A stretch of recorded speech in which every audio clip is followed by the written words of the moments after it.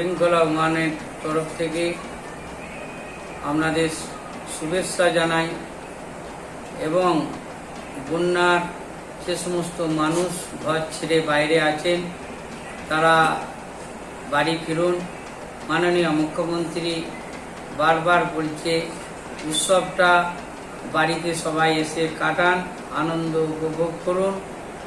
কিন্তু আমার যে সমস্ত ক্লাবগুলো আছে সমস্ত ক্লাবগুলোকে আমি একটাই আবেদন করব, এই বন্যার মানুষের পাশে যেন থাকে, একটু খরচা কমিয়ে, এবং দীপাবলি এবং ছট পুজো, জগদ্ধাত্রী পুজো, লক্ষ্মী পুজো সবই আছে, এই পুজোগুলো সবার ভালোভাবেই কাটুক এই আবেদন করি ওয়ানের তরফ থেকে এবং প্রধান পার্থ হাজারি।